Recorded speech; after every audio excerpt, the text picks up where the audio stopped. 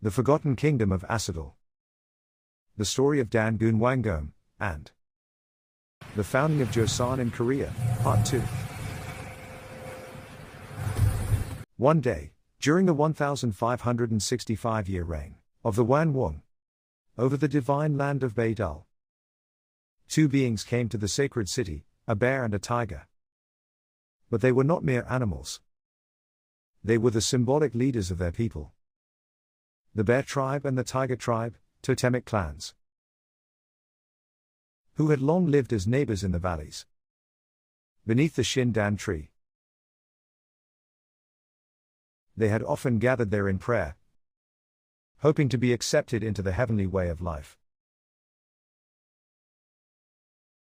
And now, they had come to the 17th HwanWoong Shin Shi himself, earnestly asking to become a people who would live by the laws of heaven.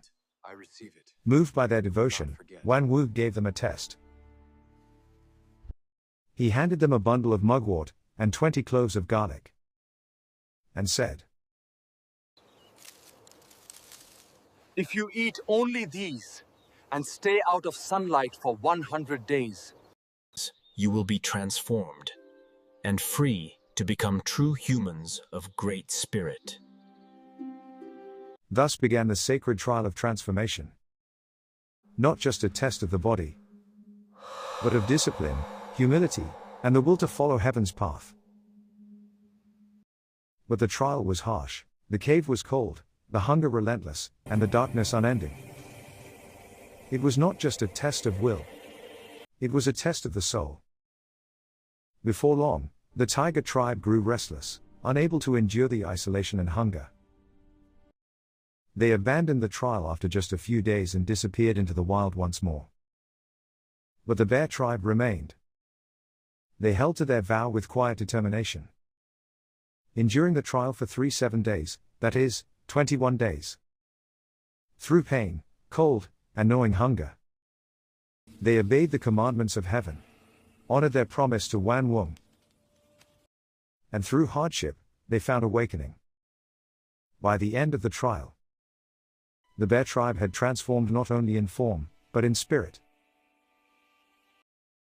They had attained ethics, discipline, and inner harmony, proving themselves worthy to walk the path of humanity under the laws of heaven. Several years later, the 17th HwanWoong passed away, and the crown prince succeeded the throne as the 18th HwanWoong.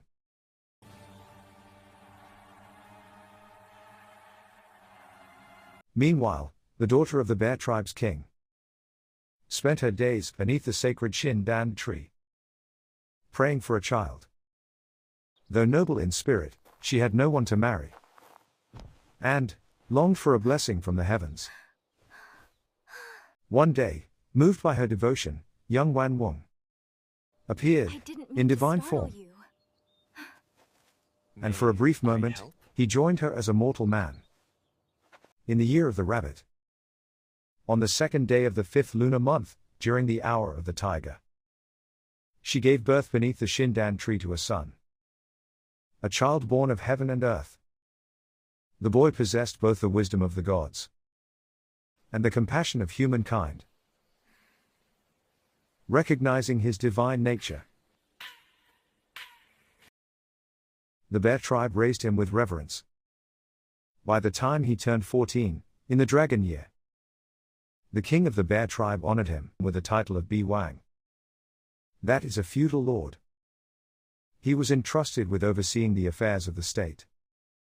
As the descendant of heaven, he was fervently enthroned by the people of the 9 Hwan realms, including the bear, tiger, and wolf tribes, who all swore their absolute loyalty. They followed him not with fear, but with sincere hearts. And thus, a new era quietly began to rise. He was no ordinary ruler. He was the incarnate spirit of the heavenly emperor, sent to bring balance between heaven and earth. In the year 2333 BCE, he established his capital in Asa-Dal, and founded a nation he called Joseon, the land of morning calm.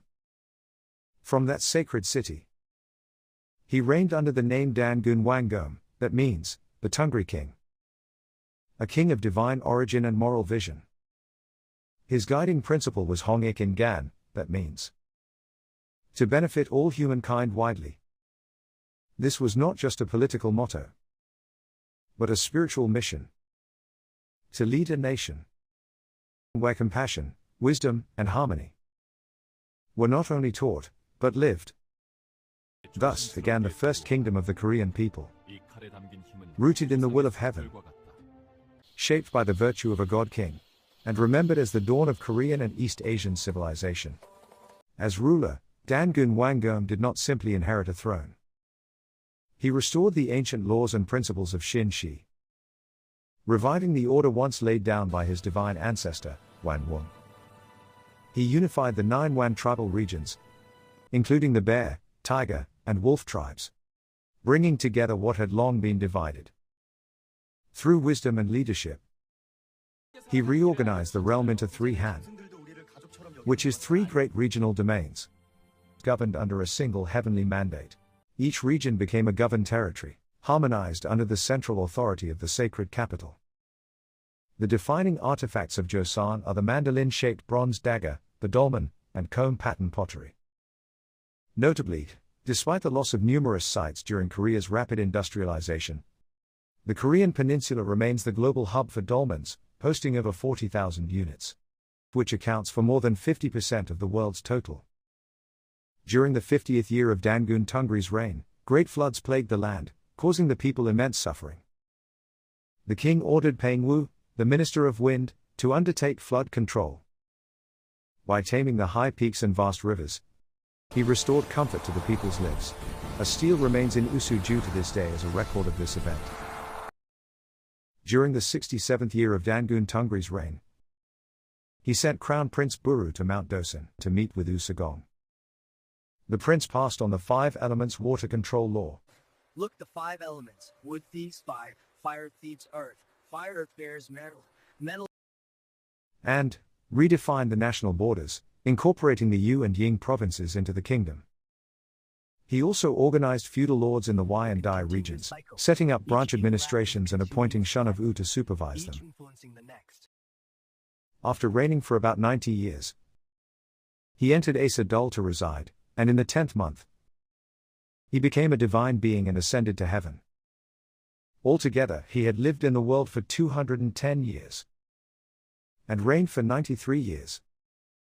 Thus, the Crown Prince Buru, accompanied by many nobles and lords, held a ritual at the place where he ascended to heaven. And in the year of the ox,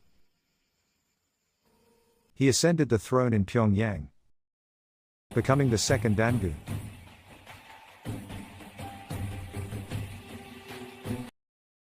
This is the end of the Forgotten Kingdom of Asa-Dal, Part 2. To be continued in the story of East Buyo and Kukuyo Part 1.